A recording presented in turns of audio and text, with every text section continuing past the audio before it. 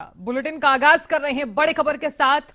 महाराष्ट्र चुनाव के रुझानों में एनडीए को भारी बढ़त मिल रही है। देखिए, काउंटिंग चल रही है सुबह 8 बजे से। 191 सीटों पर एनडीए तो 83 सीटों पर इंडिया आगे चल रही है। तो एनडीए आगे चल रही है। अभी 5 विधानसभा सीटों पर अन्य आगे है। तो अब तक के रुझानों की अगर हम बात कर लें तो 279 सीटों के रुझान जो है वो आ चुके हैं। तो देखिए, सुबह से ही काउंटिंग चल रही है।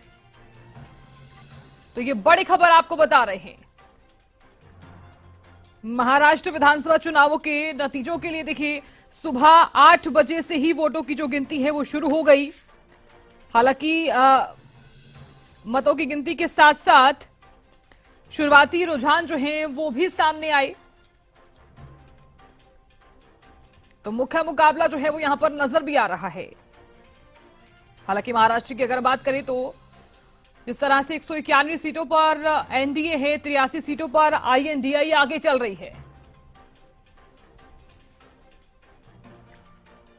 और खबर पर ज्यादा जानकारी और चर्चा करने के लिए न्यूज रूम से मेरी सहयोगी चविष्का अत्री जुड़ गई हैं। चविष्का, देखिए, महाराष्ट्र चुनाव के जो नतीजे हैं वो अब आने बिल्कुल क्लियर हो चुके हैं। और हालांकि अभी फिलहाल लगातार हम इस पर नजर भी बनाए हुए हैं। क्या माना जाए, क्योंकि 191 सीटों पर एनडीए है तो 83 सीटों पर आईएनडीए आगे चल रही है। बिल्कुल, देखिए साधना, आज महाराष्ट्र का जो सियासी भविष्य है उसका फैसला कहीं ना कहीं हो जाएगा। और जिस तरीके से आपने भी जिक्र किया है कि 191 सीटों पर एनडीए आगे चल रही है, महायुति आघाड़ी का हम जिक्र करते हैं तो कहीं ना कहीं एक बार फिर से ये देखा जा सकता है कि सत्ता में फिर से वापसी करें, क्योंकि जिस तरीके से फिलहाल अभी रुझान दिख रहे हैं, 151 सीटों के रिजल्ट फिलहाल आ गए हैं, रुझान लगातार जारी है।